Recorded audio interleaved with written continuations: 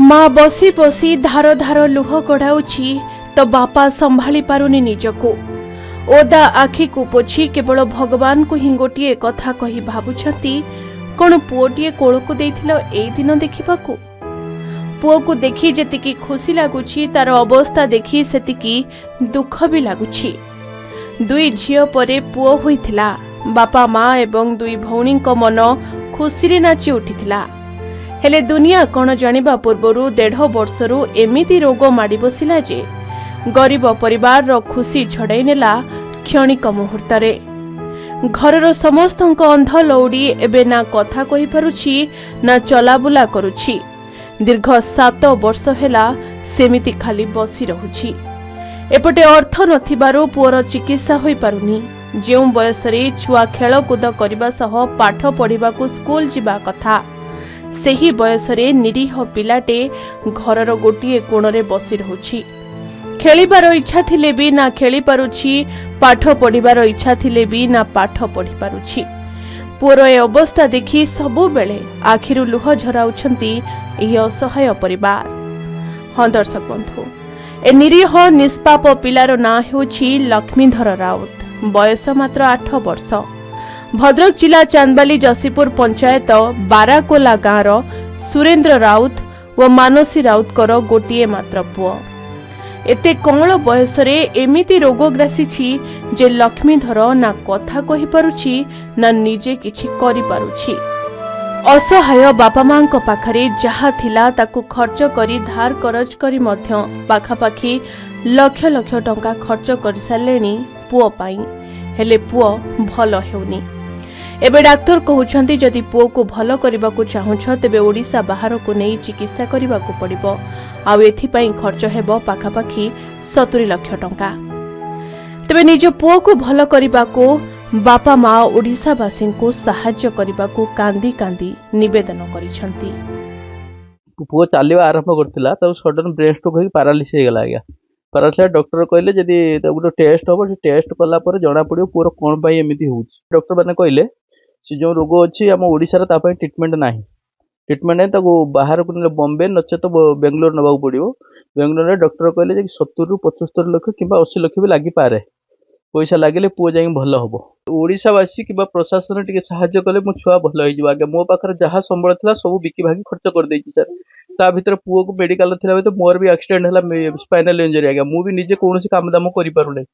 दयाकर जदि ओडिसावासी किंबा प्रशासन जदि साहाय्य करती मो छुआटी भल हो। आज्ञा दी झीर गोटे पुओ ताप बहुत कष्ट कर सारे बहुत खर्च कर सारे पाखर आगे कौन संबल ना जहाँ थिला सब बिकी भागी खर्च कर देछि। मो छुआ दिटा भी पाठ पढ़ुना बक्ते खाइले बक्ते उपास रहउछि। जन्मरु ठीक ठाक थिला लक्ष्मीधर। लक्ष्मीधर को जेतेबेले 1.5 वर्ष होइथिला ज्वर हैला। ताकू भद्रक नैथिले हेले ज्वर भल न हेबारु कटक बड़ मेडिकल सह शिशु भवन को नैथिले बापा माँ। सेठी डाक्टर कहिथिले पुओर बात अछि ताकू ओलटपुर रे फिजियोथेरापी कर भल हेइ जिवो। तेणु 1.5 वर्ष बयसरु 8 वर्ष पर्यंत दीर्घ 7 वर्ष बापा माँ सेठारे घर भड़ा नहीं पुओ को भल करबा को निजर भिटा माटी 2 झियों को भूली पानी भलिया टंका खर्च करि चलिले। पुओ सुस्थ हेबा सह चलाबुला करबा आरंभ भी करिथिला। हेले गत मे मास घर को आसीथिले हेले हठात पुओर देह पुणी असुस्थ होई पड़िला। संगे संगे मेडिकल को नेबा परे डाक्टर कहिसंती पुओ को सुस्थ हेबा को 70 लाख टंका खर्च हेबो। एही असहाय गरीब परिवार पाखरे एते टंका नथिबारु लक्ष्मीधरर चिकित्सा आगो को बढ़ी पारुनी। अन्यपटे घरर रोजगारिया लक्ष्मीधरर बापा सुरेंद्र भी एक दुर्घटनार शिकार होई घरे बसी रहिछंती। तेणु ओलिए खाइले आर ओली उपास। निजर सान भाई और बापांकर अवस्था देखि 2 झियो मध्य आखिरु लुह झराउछंती। प्रत्येक दिन पुओर सेवा करबा सह कांदी कांदी दिन कटुछि लक्ष्मीधरंकर माँ मानसींकर। 1.5 वर्ष जाके भल थिला तापर से ज्वर हैला।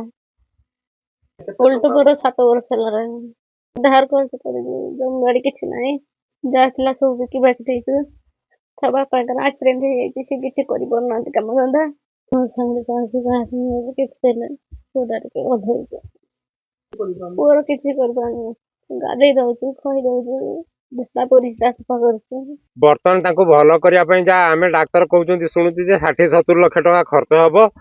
ତେଣୁ ସରକାରୀ ସହାୟତା ବା ବୈଜ୍ଞାନିକ व्यक्ति मानकर सहायता स्वेच्छासेवी संगठन भारत वर्ष रे ओडिशा रे जदि किछि साहाय्य करि पारन्ते बा अकुंठित चित्तरे जदि साहाय्य करन्ते ताहले से गरीब पिलाटी होय तो से टिके सुस्थ होइकी तांको बापांको नाँ रखि पारंता बोली आमे भाबु। तेणु ओडिशावासी जदि किछि किछि साहाय्य करन्ते तेबे निश्चित भावे लक्ष्मीधर भल होई पारन्ते।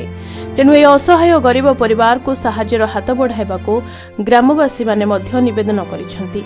जदि कुनी पुओ लक्ष्मीधर को आपण साहाय्य करबाकू चाहुछंती तेबे एही फोन पे नंबर रे साहाय्य अर्थ राशि पठाई परिबे। फोन पे नंबर 9337232529। भद्रक चांदबाली देवाशीष पाढ़ी रिपोर्ट के न्यूज ओडिशा।